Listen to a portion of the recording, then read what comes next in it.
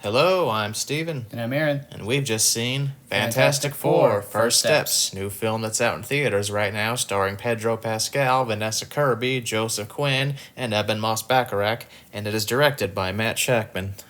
So, we're back with the Fantastic Four yet again. I've seen every adaptation of this material in the past, from the Roger Corman one to the two Tim Story ones to the, what was his name, Josh Trank. Yeah. I've never seen the Roger Corman one. Yeah, it's hilarious. It's got merit as a so bad it's good movie, but it's bad. Every adaptation has basically been a failure to one degree or another, although I don't think the Tim Story movies are as bad as some would have you believe. No, they're just okay. Yeah. So now we got a new one. This one's directed by Matt Shakman of It's Always Sunny in Philadelphia fame. He also was the, I think, showrunner for WandaVision. Okay. So we're trying to accomplish two goals with this film. One, we want to keep up the track record that we've built up with Thunderbolts as returning Marvel to its quality form, hopefully something even better than before. And we're trying to finally make a good Fantastic Four movie. I think that they succeeded at both. I do too. I thought this was delightful. It's not without like a few issues here and there, but I think the most important things it needed to accomplish, it absolutely did in spades.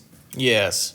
This one does not bother with showing you their origin story. It's communicated to us via television appearance on a talk show. It's a very smart way to use the time period to deliver that. Yeah, celebrating their 4th year as the Fantastic Four. They go on a talk show where we get the history. Good, great, we're in it. That's all we need. So, Reed Richards and Sue Storm are trying to conceive, and they have. They got a little baby on the way. But unfortunately, the Silver Surfer comes down to Earth and says, "You guys are screwed, Galactus is coming." Now they have to venture forth on a cosmic journey to find Galactus and stop him before he puts an end to our planet. Yeah. So probably the smartest decision they make right off the rip is this does not take place in our normal Marvel Cinematic Universe. Thank God, yeah. It's what, Earth 823 or something? Earth 828. Yeah. It takes place in its own little universe away from everything that we have going on. So that means no connections to the other movies in terms of cameos or any of that shit that's getting kind of tiresome. And we can be as imaginative as we want with the world. And that was a great decision because this world, I assume it takes place in the 1960s. Yeah, it's like a 1960s retro futurism cityscape. It's New York, but if it was filled with Jetson-style architecture and like retro, like 50s, 60s era tech, like instead of like having a bunch of LCDs on time screen, there's like big tube televisions basically jutting out from them. Yeah, and it's a racially diverse community of people, which means this Earth probably didn't suffer the same bullshit that we did. Yeah. Yeah, it's in the Fantastic Four are basically like the Beatles. Yes. They're like rock stars here, except they're superheroes. So they have the public's adoration, and it would appear that they're the only superheroes on this Earth. Yeah. So they kind of like are the guardians of the Earth. So pretty much everybody looks up to them, like all around the world. And that kind of makes the stakes of this movie hit a little bit harder because it's not like other movies where they're just saving like a city here or a city there or some random country is like got a problem going on. It is literally the entire Earth is looking to just these 4 people to save them. The fate of the entire planet rests with these 4 people. So the cast is marvelous. I think there were some people who were casting doubt upon Pedro Pascal as Reed Richards. But I think it's mostly because he's just in so much these days, and Reed Richards is a very particular type of hero in the comics that we've never really like seen them really dig into as much as they could. But Pedro Pascal really, really does a great job with it. Yeah, I like him. He's a lot more low-key. He's a character who's kind of like a Vulcan from Star Trek, where he's very cold and logical. He has to consider every possibility, even if the possibilities seem inhumane. Yeah, he is the smartest man in the world, and sometimes that means thinking of the most grotesque things imaginable to solve a problem. Kind of his whole arc in this is like dealing with an unsolvable problem. Two of them. One, he's got a baby on the way and he has no idea how to be a father. And two, he's got this planet eater that's coming and he's got no idea where he is, why he's coming here, or how he could possibly stop him. So he's just like in his own head the whole time. He's just a little ball of anxiety. And Pedro plays that very, very well. Yeah, that shaky voice that he has really complements this character well. Yeah, he's got like that kind of like affectation with his voice that feels like very kind of almost old Hollywood, but he's also got like just the slightest hint of arrogance to him. He's not like a Tony Stark type, but he's like a bit of that. And then you got Vanessa Kirby as Sue Storm. She's great. Yeah, she's fantastic. No pun intended. Yeah, it's hard to even use that word in like talking about this because obviously it's just everybody thinks you're making a joke. But yeah, whenever they venture out to find Galactus, he proposes an ultimatum: "You can keep your planet, but I get your baby." Was that fat bastard? Yes. Okay. Yeah, Vanessa Kirby. She is. I don't even know how to describe her. She is kind of the heart of the movie. Yeah, a fiercely dedicated mother. Yeah, she really is, and she's kind of the one that has to put on the brave face and talk down the public because it eventually becomes like the public versus the Fantastic Four because obviously they're not going to give up their baby, and then it's like, you're really gonna not sacrifice one life to save billions of people? Yeah. So. The way that she deals with that and the way that she interacts with Reed especially is really, really great to watch. Some of the best material in the movie is between her and Pedro Pascal, kind of talking about this dilemma. There were a few accent slips on her part that I noticed. Oh, really? Yeah, I noticed like 3 or 4. Yeah, I didn't notice. It was when she had to deliver a hard R sometimes. Like, it would come out as not like, "That's a great piece of art." It'd be, "That's a great piece of art." That kind of thing. Okay. Yeah, I'd have to watch it again to catch some of that. I didn't even remember that she was British before I saw this, but those accent slips told me. Yeah. Then you got... Joseph Quinn as Human Torch. Yeah. Johnny Storm. He's really great in this. Yeah, they had to make some alterations to Johnny Storm as a character, I guess. He's not a womanizing jackass like he's been in the past. That kind of thing doesn't really play well anymore. It's funny because he still kind of has like a back and forth with the surfer. Yeah, the surfer who was a lady in this one. Yeah, he's a lady in this, so he's got a thing for the silver chrome lady. So there is like a little bit of that in his character still. But the thing about him in this one is he's more of like an adventurer type. He wants to get out there and explore space again, and he wants to feel like he's part of the team and solve the problem. So he's got like his own side quest where he's trying to decipher these messages from space and communicate with the surfer and try to figure out what's going on. And you got Ben Grimm, Ebon-Moss Bacharach. Yeah, maybe my favorite character in the movie. Oh, yeah? I just like him a lot. I like how soft he is. Yeah, I like how he comes off as just an average working schlub that everyone around town just loves. Yeah, he's like the everyday common man of the group. He's just hanging around the city, going to the local food place he likes and, talking up the neighbors and the citizens and wearing his civilian clothes. Is just funny to see. He got his eye set on this Jewish lady at the local synagogue who appears to not be Alicia Masters, his blind love interest from the comic. I can't remember what her name is, but it's a nice little back and forth he has with her. Yeah, for as much as I like him, I will say he kind of has the least amount to do of the four. Unfortunately. And part of that's probably because they don't dwell too much on the fact that he's like a rock man.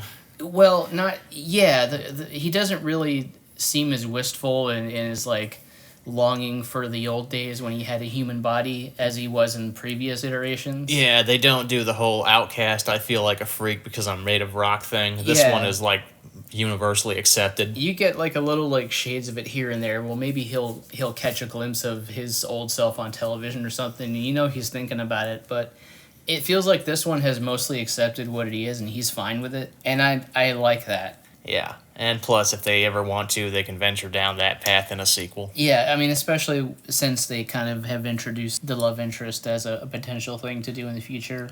Despite the fact that if I were making the movie, I would have put a man in a costume like Michael Chiklis, but I do think the design and the CG actually works. I found some behind the scenes stuff the past day after we saw it, and they did have a guy on set like in a full thing costume, but it's one of those things where they mostly use it for reference, so they can CG it over. Was it Ebon-Moss or was it just a stand-in and he voiced over it in I post? think it was like a stand-in guy or a stunt guy. But yeah, despite him being like a CG creation, it pretty much works seamlessly. I think a lot of it has to do with like the voice and the eyes. And then we got the Silver Surfer. This is the one that I take some issue with regarding her design. The Surfer's played by Julia Garner, but she was completely unrecognizable to me because she was CG'd over, and I think this is one of the cases where you could have had her dressed head to toe in prosthetic makeup like Doug Jones in the Hellboy. You could have done something with that. Is there any like... Well, actually, like Doug Jones in Rise of the Silver Surfer. Was he actually like on set as the Silver Man? Because Yeah, and during the scenes in the first half of the movie when he's in surfer mode, he's they CG'd over his body so he's all reflective, but whenever he's depowered, you see Doug Jones in the prosthetic. Yeah, I'm talking about like full surfer or chrome mode. Yeah, I thought she looked fine. I like that we get a little bit more insight into the character here. It is a different iteration. It's not Nora and Rad, so they're doing kind of a different story between her and Galactus. But I like the way that they tied her into the story and the way they tied her to Galactus. Yeah, and I thought the choice to have her have silver surfer hair that's just solid silver was kind of a design mistake. I think they should have kept her bald. I was fine with the hair. I thought it was a little bit too like Max Headroom-y looking. No. It just looked like he just had a minifig hairpiece situated on her hair. And then Johnny Storm has like a kind of romantic attraction to her. He refers to her several times as like a sexy alien. Mm-hmm. And that kind of struck me as a little odd because Julia Garner, who plays her, is an attractive woman, but her beauty is lost in the CG. I was thinking about the television series Face Off, how they would always put these models in these prosthetic makeups, but they were always able to retain their physical beauty if they needed to make a character that was elegant, as this one is supposed to be. Mm-hmm. So I think they kind of dropped the ball on that. Yeah, I didn't really mind so much. I kind of liked the way the character looked. I liked the eyes kind of showing through. I liked the chrome appearance. I liked the black kind of like eyeshadow. It was just really kind of the hair that was like weird to me. It just looked like plastic. And then you got Galactus. Yep, Ralph Ineson, old peanut butter mouth, as you like to call him. Yeah, he's not a cloud this time. He actually looks like the character that Jack Kirby created. Yeah, he's actually Galactus. He's effectively threatening and intimidating. They got Ralph Ineson doing the voice, and they clearly modeled his face after him as well. So this is another thing I saw behind the scenes picture before. They had him in full Galactus costume. Nice. And I'm sure they like shot the scenes and used it as reference, but yeah, it would appear that they CG'd most of it over. There are a few times where it felt like I was looking at like a composite between like him in costume, mainly the first meeting between the four and Galactus. I was like, it almost looks like they're shooting him in costume and then just blowing him up on the screen. Yeah, he's a great effect. I love the way he looks. When he started talking, I thought, this dude sounds familiar. My first thought was Tony Todd, but in the climax of the movie, when they try to pull a fast one on Galactus and he calls them clever bugs, I was like, that's Ralph Ineson. That's who that is. I could also make out the face better because he was in Daylight. He could easily also come off as just like a one-note, nothing villain who's just there to destroy the planet. But even he has something of a motivation for the reasons why, he wants this baby or why he wants to do the things he wants to do. I don't want to do this shit anymore. I'm bored. Yeah, he's just tired of doing this and he wants to give the job to somebody else. Like sometimes that's enough. You understand. Who wants to sit in a chair roaming around the universe eating planets all day? That sounds terrible. There's action sequences in this film, but this movie's far more interested in character dynamics and personal drama than they are action, which I was very appreciative of. Oh, and the humor is not obnoxious. It's way more restrained and well-timed and not as over the top. Yeah. as pretty much every other MCU movie is. Thank Christ for that. I need a refresher after Superman. Yeah, I think they pretty much figured out the perfect tone for this, and like more of this, please. Like, don't overdo the jokes and the comedy. It's especially funny when you consider this is the guy who directs episodes of It's Always Sunny in Philadelphia. Which is one thing I can say about Marvel and Kevin Feige is, well, first, their casting is impeccable and always has been. And two, I think sometimes they find like just the right director for a project. And Matt Shackman is really good with this because he does have that experience with multi-character kind of family dynamics. Like, for as outrageous as Sonny is, that is the core of the show, is these 5 characters playing off of each other. Yeah, and Sonny, it's like finding community and being awful. And in this, it's finding community and being decent. Yeah, that's pretty much like my favorite thing about the movie, and I think the thing they had to nail was getting you to care about the characters and getting you to buy into them as a family and them playing off each other and working together. The cast chemistry is outstanding. They really do feel like a believable family. Like when you see them sit down for Sunday dinner and they're just chatting and talking and cracking jokes with each other. And sometimes just those like little lame bits of marital banter, that's funnier than the actual comedy. It just comes off as genuine. Yeah. And especially Johnny's and Ben's relationship to each other feels much more brotherly and less antagonistic in this one. Yeah. Which I also really like as a kind of a different thing than what we were getting in the old ones. Like sometimes the jokes were just mean-spirited in the old ones. Here it actually feels like, once again, these characters have kind of accepted who they are. So it just works much better, I think, to not do stuff like that. And yeah, like you said about the action, it is much more restrained and there's less of it. Especially the third act. Like, the whole movie is kind of a breeze. Yeah. It's like, I think it's just over 2 hours. And that's kind of actually, I think, one of the movie's faults. Is I think there probably is a little bit more they could have done, or probably some material they cut for time, or just to make it a little snappier.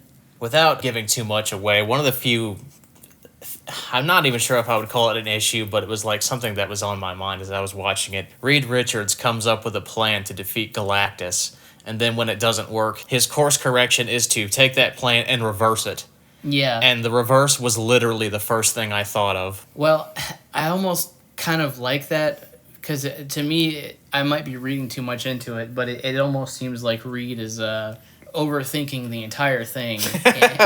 And he's trying to go as big as possible because he's the smartest man and he can do almost anything. But it turns out the simplest solution was the right one. Yeah.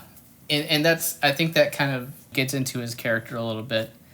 As an aside, there's a problem inherent with Mr. Fantastic as a character, which is that, being that he's a stretchy man, you run the risk of that just looking ridiculous.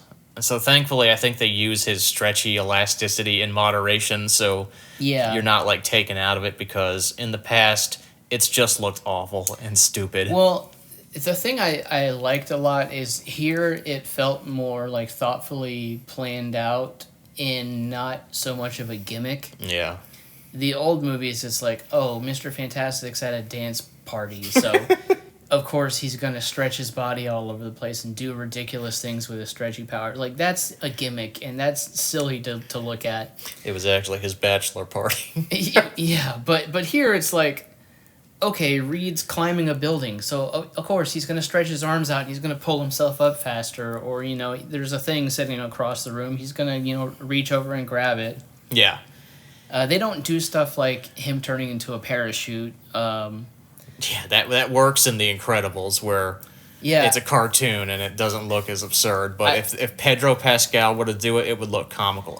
James Gunn would do it. Well, I do want them to try to get a little bit more creative with his powers and do some of that more, like, kind of silly comic book stuff. But there's going to be plenty of that in Avengers Doomsday, coming to theaters 2026.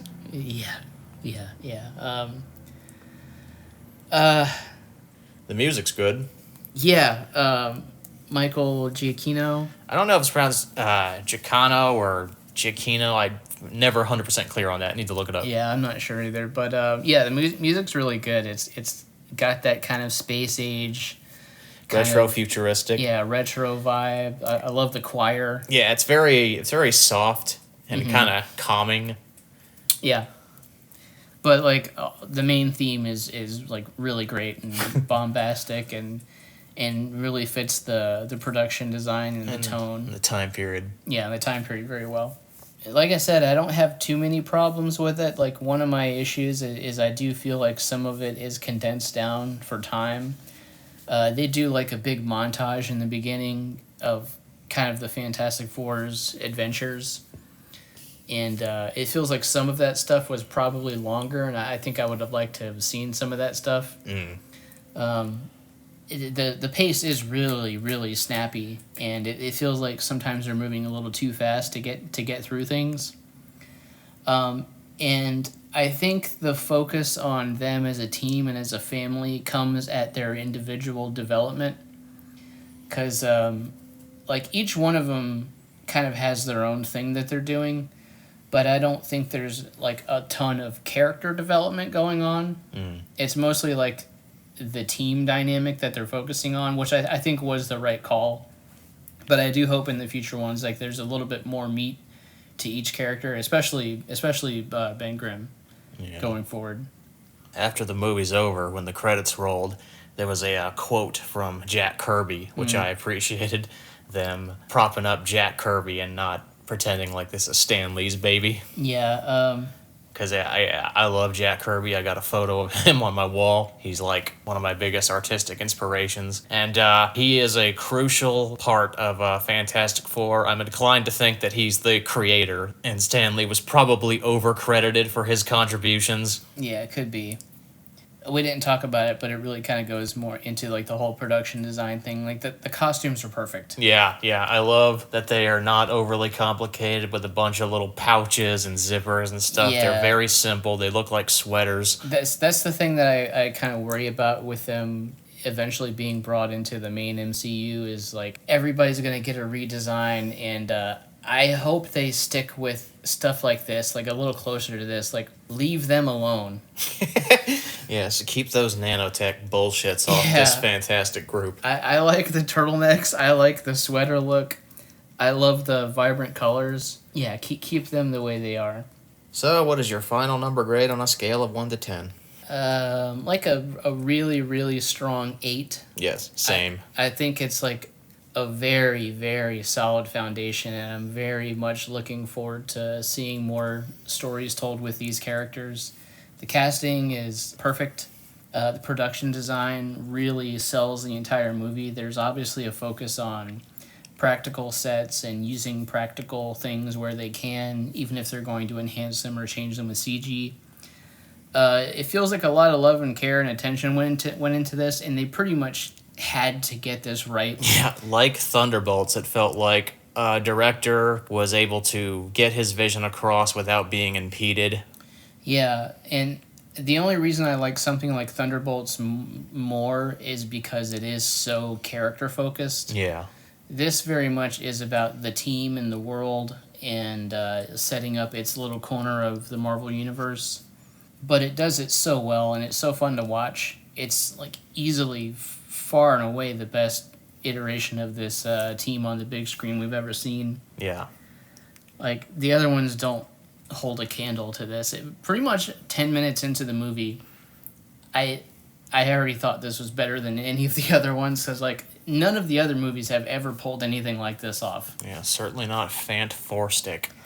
Yeah, which, in hindsight, it's just, like, What were you thinking? Yeah, exactly. You have to wonder what they were thinking. But they've really got something here, and I hope they don't ruin it by overcomplicating it or, dragging them down with the cinematic universe of it all. I really like how self-contained this is, and the way it builds its world and sets itself up for future adventures. Like, more of this, please. Yes, definitely. So we're on a roll with these last 2 movies, so hopefully they can keep it going. Unfortunately, I think the next movie is Doomsday, so we'll see what they do with it. Yeah. Cameo City. So that's Fantastic Four. First steps. Definitely see it.